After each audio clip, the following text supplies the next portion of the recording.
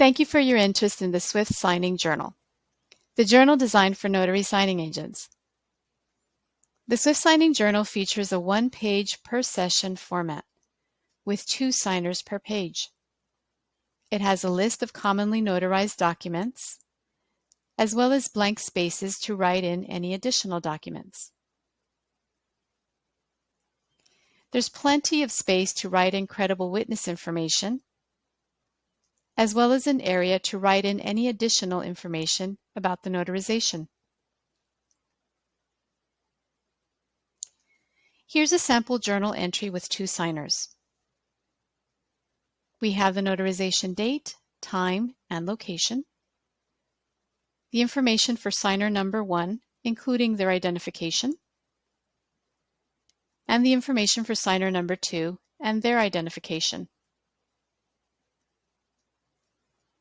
Here we have the list of documents that were notarized with their notarial acts checked off. On this side, we see that an additional document has been written in. In this area, we see some additional information about the notarization, the fees collected for the signing, and information about who assigned the signing. Signer number 1 signs and thumbprints on this side, and signer number 2 signs and thumbprints on this side. This is a sample journal entry of 1 signer with 2 credible witnesses. Once again, we have our notarization date, time, and location,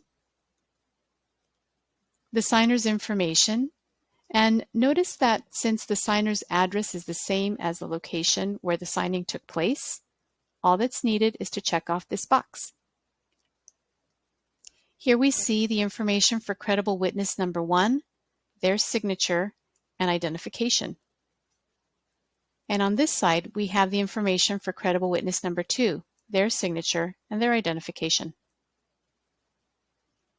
Once again, we have any documents that were notarized with their notarial acts checked off. Here's where our signer would sign and thumbprint.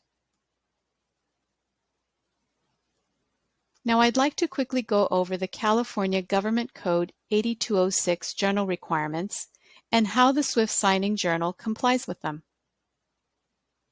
First, we have A, date, time, and type of notarization. That would go here in date, time, and type of notarization. Also, notice that the notarial acts are completely spelled out and not abbreviated, as is the preference of the California Secretary of State. B, title or description of document. And we see that in the list of commonly notarized documents, and also in this area, where documents can be written in. C, signature of each person whose signature is being notarized. And that would go here, at the bottom of the page. D, a statement that the identity of the person signing was based on satisfactory evidence. And we have that statement here in these boxes labeled D, identity established by satisfactory evidence. ID information shall include the type of identifying document, the governmental agency issuing the document, the serial or identifying number of the document, and the date of issue or the expiration of the document. All those requirements are met right here in these boxes labeled D. E, names, signatures, and ID information of credible witnesses if used. That would be met in these boxes labeled E and D. F, the fee charged for the notarial service. That's met in this line here. And lastly, G, thumbprint for notarization of documents affecting real property or a power of attorney. That's met in these boxes here labeled G.